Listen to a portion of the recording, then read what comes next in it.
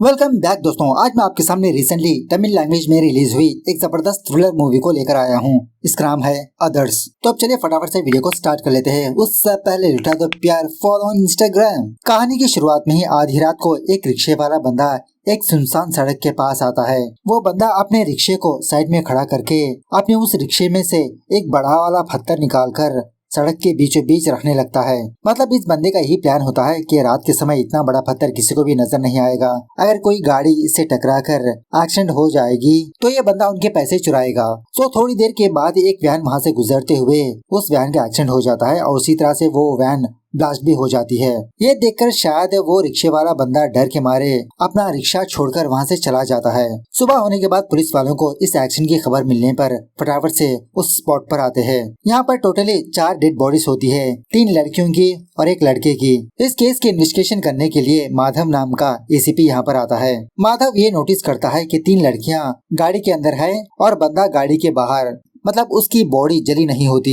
और उसी तरह से साइड में एक रिक्शे को देखता है और उसी रिक्शे में वो बड़ा वाला पत्थर भी होता है। सोचने लगता है कि ये रिक्शा और ये पत्थर सड़क के किनारे कर क्या रहे हैं। आखिरकार किसका है ये रिक्शा? क्या इसी पत्थर की वजह से उस वैन का एक्सीडेंट हुआ? माधव की टीम में एक लेडी पुलिस वाली होती है। उस गाड़ी के नंबर प्लेट के बारे में इन्वेस्टिगेशन करने लगती है कि वो गाड़ी किसके नाम पर रजिस्टर है। थोड़ी देर के बाद माधव उस एरिया का सीसीटीवी फुटेज चेक करने पर इसको सारी बात समझ में आ जाती है। मतलब वो रिक्शे वाला बंदा अपने रिक्शे में आकर उस पत्थर को सड़क के बीचों बीच रख दिया, जिसकी वजह से उस वैन का एक्सीडेंट हुआ। वो वैन साइड में चली गई और बाद में फूट गई। इस दरमियान में क्या हुआ रिकॉर्डेड नहीं होता।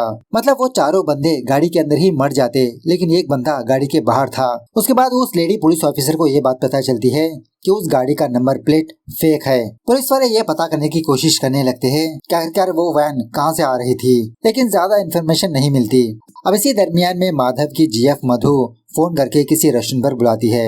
एक्चुअली इन दोनों की एंगेजमेंट हुए 1 साल हो चुके होते हैं। तो सरप्राइज देने के लिए मधु माधव को रेस्टोरेंट पर बुलाती है। अब मधु के बारे में बात करें तो ये मधु बहुत बड़े हॉस्पिटल में आईवीएफ स्पेशलिस्ट होती है। मतलब वही आईवीएफ ट्रीटमेंट की मदद से कपल्स को संतान देना। फिर उसके बाद एसआई और उसके टीम मेंबर्स उस वैन की फोटो लेकर जगह जगह के मैकेनिक शॉप में जाकर पूछताछ करने लगते हैं, क्या इस वैन को आपने कहीं पर देखा है? तो इसी दरमियान में एक मैकेनिक वाला बंदा उस एसआई से कहने लगता है, हाँ सर, मैंने इस वैन को देखा था। पिछले हफ्ते ये हमारे गैराज पर आई थी।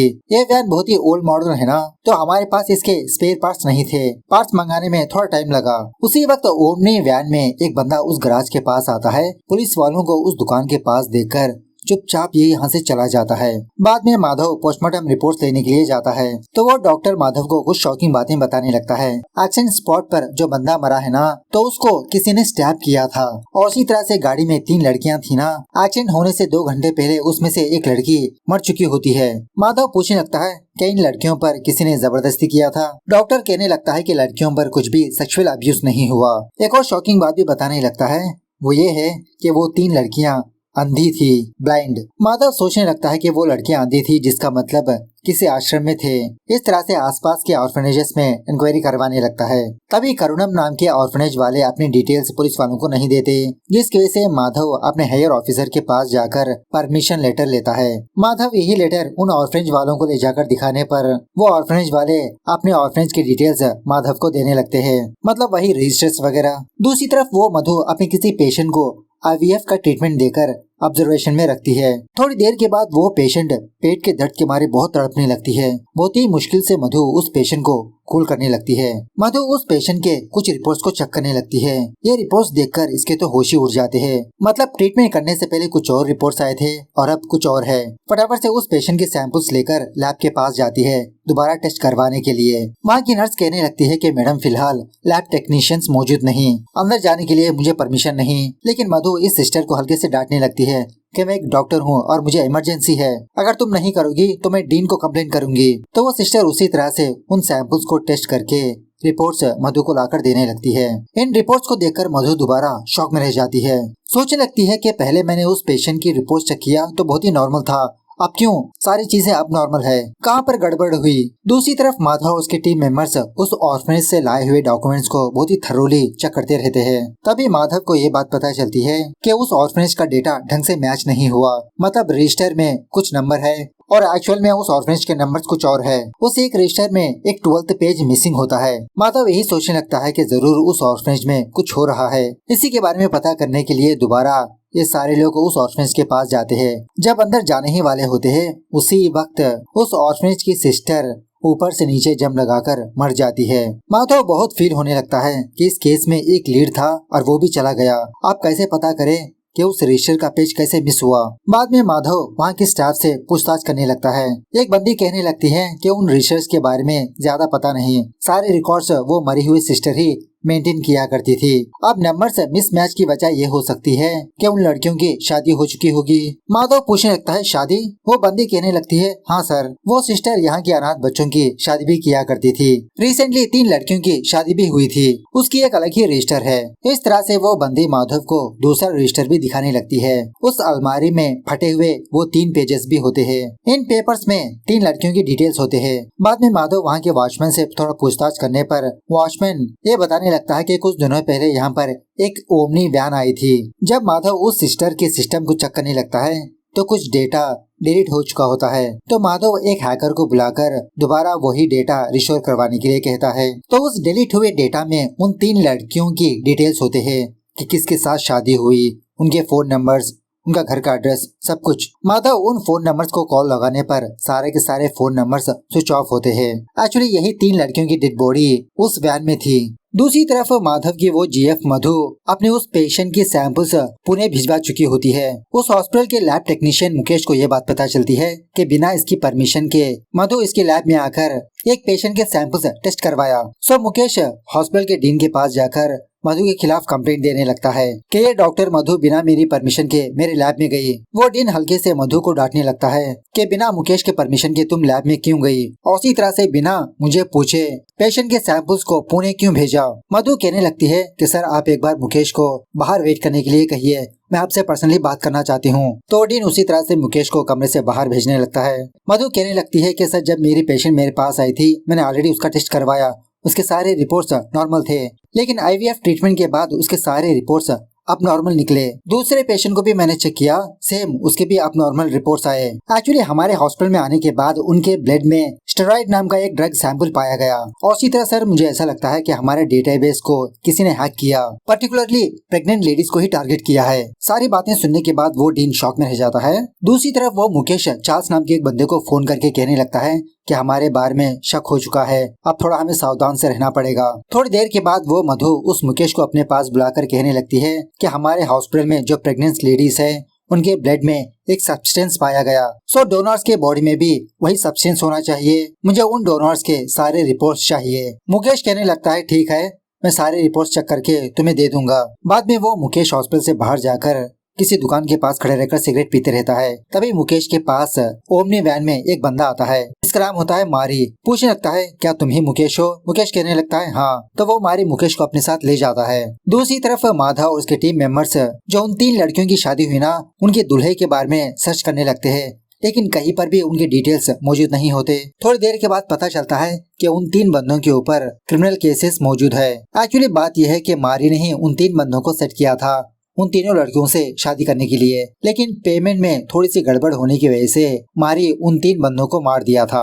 खैर जब माधव उस मरी हुई सिस्टर के कॉल रिकॉर्ड्स चेक करता है तो वो सिस्टर लास्ट टाइम एक ऑर्फनेज को कॉल किया था, ऑल इज वेल। सो माधव उस ऑर्फनेज के सिस्टर को अपने पास बुलाकर इस मरी हुई सिस्टर के बारे में पूछने लगता है। ये सिस्टर कहने लगती है कि सर 2 हफ्तों पहले हमारे ऑर्फनेज पर चार्ल्स नाम का एक बंदा आया था, हमारे ऑर्फनेज को 1 लाख रुपए डोनेशन देकर खाना भी सर्व किया और ये भी कहा अगर किसी लड़की की शादी करवाना हो तो मुझसे मिलिए। माधव उस सिस्टर से पूछने लगता है कि आपके पास उस चार्ल्स की फोटो या फोन नंबर है? वो सिस्टर माधव को उस चार्ल्स की फोटो दिखाने लगती है। माधव उस चार्ल्स की फोटो एसआई को देकर इसके बारे में इंक्वायरी करने के लिए कहता है। उसी वक्त मधु माधव को फोन करके किसी रेस्टोरेंट पर बुलाती है मिलने के लिए, मतलब अपने हॉस्पिटल के बारे में कुछ डिटेल्स बताना चाहती है। जब माधव वहाँ पर जाना ही वाला होता है उसी वक्त एक साइबर वाला बंदा माधव को फोन करके फटाफट से ऑफिस पर बुलाता है। सो माधव फटाफट से उस बंदे के पास जाने पर वो बंदा एक शॉकिंग बात बताने लगता है कि रिसेंटली जिस वैन का एक्सीडेंट हुआ उसी वैन के नंबर प्लेट से एक और वैन इसको नजर आई है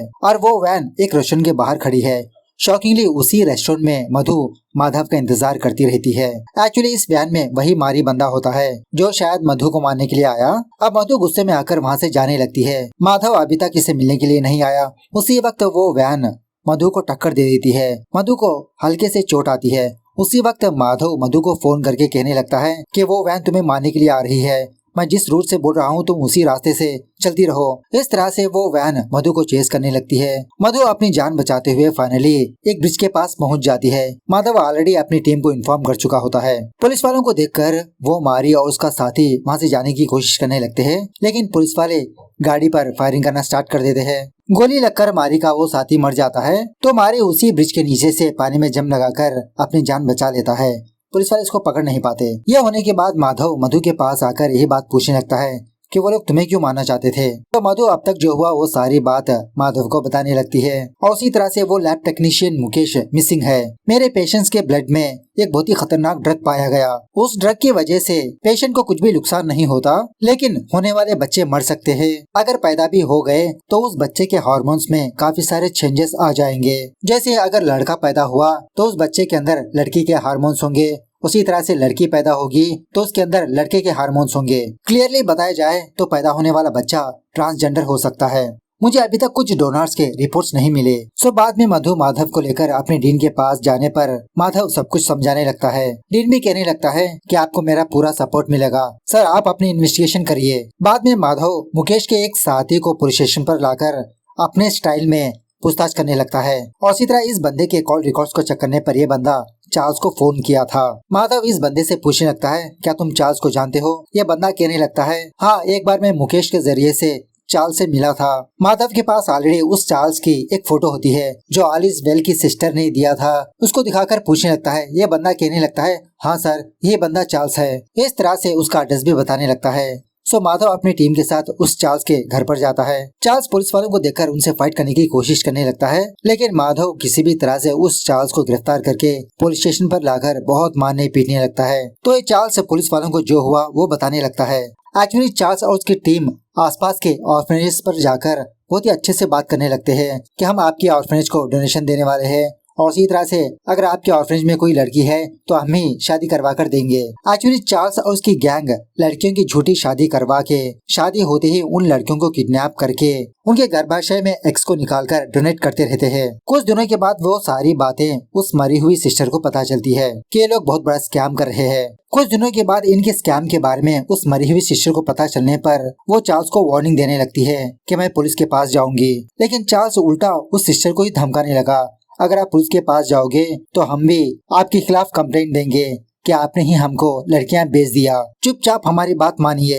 अब उस सिस्टर के पास कुछ भी ऑप्शन ना होने की वजह से उस चार्ल्स की बातों को माना था। जब पुलिस वाले उस ऑर्फनेज पर गए इंक्वायरी के लिए तो वो सिस्टर बहुत ही डर गई कि अब मैं पकड़ी जाऊंगी, इसलिए आत्महत्या कर लिया। माधव कहने लगता है कि ये सब कुछ तो ठीक है, लेकिन उन पेशेंट्स की बॉडी में वो ड्रग कैसे आया, कहाँ से मिला तुम लोगों को वो ड्रग। चार्ल्स कहने लगता है कि सर उस ड्रग के बारे में मुझे नहीं पता, हमारे बॉस का नाम है वेदा, वो कहाँ पर रहता है किसी को नहीं पता। उसके बाद हमको एक शॉकिंग बात पता चलती है। एक दिन पुलिस वाले एक मैकेनिक के पास आए थे ना, वही होता है वेदा, लेकिन यही वेदा है पुलिस वालों को नहीं पता। ये वेदा अपनी रियल आइडेंटिटी छुपाकर बहुत ही नॉर्मल की जिंदगी जीते रहता है। सीन थोड़ा सा फ्लैशबैक में जाने लगता है। उस रात वेदा और चार्ल्स उन 3 अंधी लड़कियों की झूठी शादी करवाकर अपने वैन में कहीं पर ले जा रहे थे तो रास्ते के दरमियान में एक लड़की उस वैन से बाहर जंप लगा दिया, लेकिन फिर भी वेदा नहीं छोड़ा। उस लड़की को मार पीट कर दोबारा वैन में बिठाकर वहां से ले जाने लगा। उसी किसी रास्ते पर वो रिक्शे वाला बंदा पत्थर रखने की वजह से उस वैन का एक्सीडेंट हो जाता है।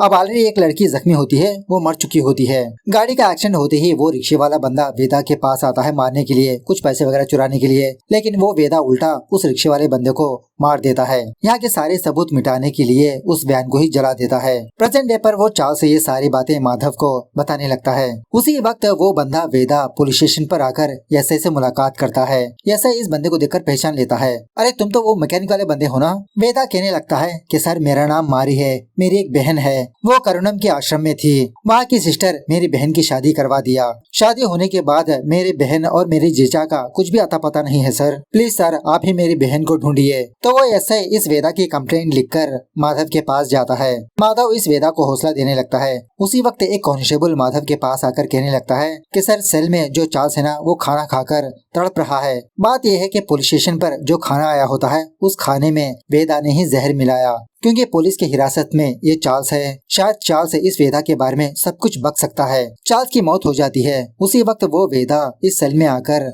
माधव से कहने लगता है कि सर मैं इस बंदे को जानता हूँ। इस बंदे के साथ एक और बंदा भी मेरी बहन की शादी पर आया था, उसका नाम था वेदा। इस तरह से मारी का हुलिया बताने लगता है। पुलिस वाले उसी तरह से उस मारी का स्केच बनवाने लगते हैं। स्केच को देखकर लेडी पुलिस ऑफिसर भी कहने लगती है कि यही बंदा उस वैन में मौजूद था जो मधु को चेस कर रहा था। बाद में जब पुलिस वाले उस मारी की तलाश कर रहे होते हैं, इसी दरमियान में उस चार्ल्स का फोन रिंग होने लगता है। जब तक माधव उस फोन को पिक करता वो फोन कट हो जाता है। साइबर क्राइम वालों की मदद से उस फोन नंबर का लोकेशन पता करके माधव और एसआई उस एड्रेस पर जाने लगते हैं। वहाँ पर एक बूढ़ा बंदा होता है। यह बंदा और कोई नहीं वेदा का फादर होता है। जब भी इस बंदे को वेदा से बात करनी होती है, ये बंदा पहले चार्ल्स को फोन करता है। सो ये बंदा अपने बेटे से बात करने के लिए चार्ल्स को फोन किया था। इसी दरमियान में माधव इस बंदे के घर में किसी की फोटो देखकर शॉक में रह जाता है। पूछने लगता है कि ये कौन है। वेदा का फादर कहने लगता है कि यही तो वेदा है। सीन थोड़ा सा फ्लैशबैक में जाने लगता है। एक्चुअली इस बंदे की वेदिका नाम की एक बेटी होती है। 12 तक ये नॉर्मल से होती है। 12 के बाद इसके अंदर काफी सारे चेंजेस आने लगते हैं। मतलब इसके अंदर मर्द बनने की इच्छा होती है, शर्ट और पैंट पहनने लगती है, मर्दों के साथ ही घूमने लगती है। तो इसके बर्ताव को देखकर वेदिका का फादर डॉक्टर के पास ले जाने पर डॉक्टर यही बात कहने लगता है कि आपकी बेटी के अंदर मेल हार्मोन्स मौजूद है, कुछ दिनों के बाद वो कम्प्लीटली मेल बन जाएगी। यह सुनने के बाद वेदिका का हस्बैंड इस चीज को एक्सेप्ट करके इसकी सपोर्ट भी करने लगता है कि तुम जैसा रहना चाहती हो वैसे ही रहो। कुछ दिनों के बाद ये वेदिका कॉलेज में एडमिशन लेने के लिए जाती है और एप्लीकेशन में जेंडर के कॉलम में कुछ भी टिक नहीं होता। सो वो बंदा वेदिका का मजाक उड़ाने लगता है और ये भी कहने लगता है कि तुम जैसों के लिए ही बगल में अदर्स का ऑप्शन है, उसे टिक करो। उसके बाद वेदिका के क्लास वाले भी हर रोज इसका मजाक उड़ाने लगे। हालांकि ये पढ़ाई में बहुत ही नंबर 1 होता है। एक दिन तो उसी कॉलेज वाले वेदिका को अपने कॉलेज से बाहर भी कर देते हैं। कॉलेज से बाहर आने के बाद ये वेदिका फुल्ली वेदा बन जाता है। ये सोचने लगता है कि ट्रांसजेंडर्स इस सोसाइटी में बहुत ही कम है, इसलिए सारे समाज हमको बहुत ही नीची नजरिए से देखते हैं। मेल फीमेल की तरह ट्रांसजेंडर्स भी ज्यादा होंगे तो हमें भी एक वैल्यू मिलेगी। इस तरह से प्रेग्नेंट औरतों के अंदर ट्रांसजेंडर्स के हार्मोन्स इंजेक्ट करते रहता है। प्रेजेंट डे पर ये वेदा मारी को मार देता है। उसी तरह से उस लेडी पुलिस ऑफिसर को भी उसी मैकेनिक शेड के अंदर इसका अलग ही सेटअप होता है। माधव उस वेदा का एड्रेस फाइंड आउट करके इसके पास आकर जबरदस्त तरीके से फाइट करने लगता है। इसी फाइट के दौरान उस वेदा का शर्ट फटने की वजह से वो बहुत ही शर्मिंदा होने लगता है। बगल वाला कपड़ा लेकर अपनी बॉडी को ढकने लगता है। ये देखकर माधव उसका शर्ट वापस कर देता है और उसी तरह से अपने साथ पुलिस स्टेशन ले जाता है। इस तरह से ये मूवी यहाँ पर दी एंड होती है। तो मूवी कैसे लगी कमेंट करके बताना जरूर। मिलता है अगली वीडियो में, तब तक take care, bye bye, see you soon.